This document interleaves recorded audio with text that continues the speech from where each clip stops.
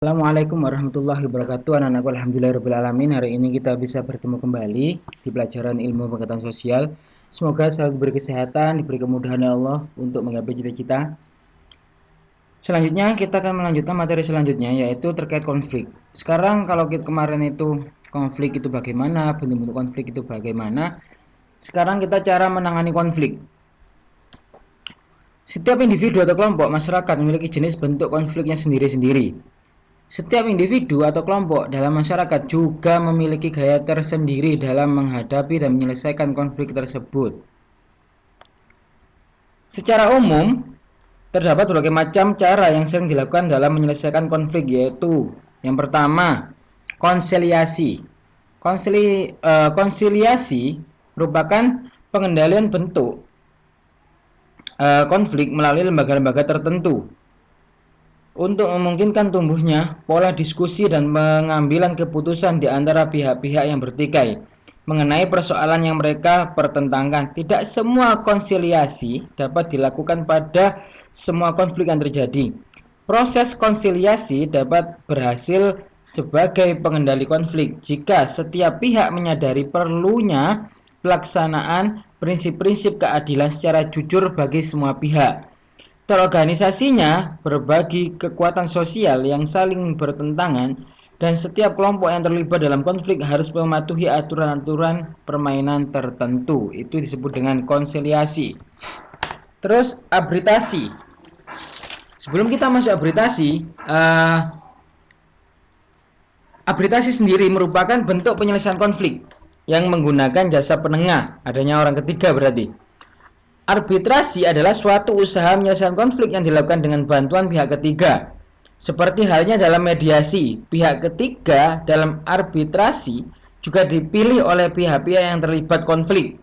Jadi orang yang konflik antara A dan si B butuh orang arbitrasi ditunjuk dari orang yang A dan B tersebut.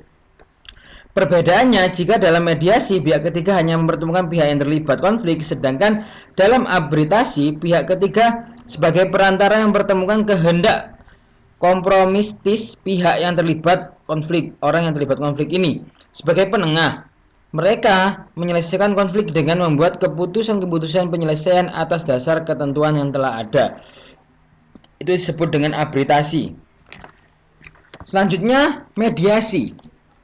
Mediasi merupakan cara pengendalian konflik dengan bantuan pihak ketiga. Jadi, mediasi adalah suatu usaha kompromi yang dilakukan sendiri secara langsung. Mediasi dilakukan dengan bantuan pihak ketiga yang tidak memihak. Kalau arbitrasi tadi itu ditunjuk dari orang yang berkonflik, kalau mediasi ini orang yang tidak punya hubungan ataupun tidak berpihak antara A dan B. Pihak ketiga hanya mencoba mempertemukan dan mendamaikan pihak-pihak yang bersengketa atas dasar itikat kompromi pihak-pihak yang terlibat konflik. Pihak ketiga dalam mediasi sifatnya harus netral. Tugas utama pihak ketiga adalah untuk mengusahakan suatu penyelesaian secara damai. Pihak ketiga hanya sebagai penasihat dan tidak punya wewenang untuk memberi keputusan-keputusan terhadap penyelesaian konflik.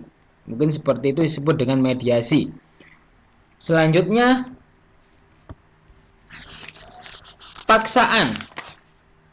Paksaan sendiri di sini merupakan salah satu bentuk penyelesaian konflik dengan cara memaksa baik secara fisik maupun psikologis. Umumnya, proses ini terjadi jika salah satu pihak berada pada posisi yang lemah dan satu pihak di posisi yang kuat. Paksaan fisik biasa digunakan untuk menarik diri dari pertikaian tersebut tanpa harus menurunkan harga diri. Jadi konflik ini ada berbagai macam yang namanya cara menangani konflik.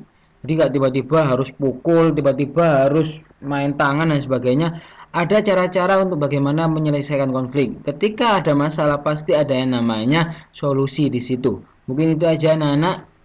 Mungkin ketika ditanyakan bisa ditanyakan nanti di grup WA masing-masing. Sekian dari Pak Rahman. Wallahul muwaffiq ila thoriq. Wassalamualaikum warahmatullahi wabarakatuh.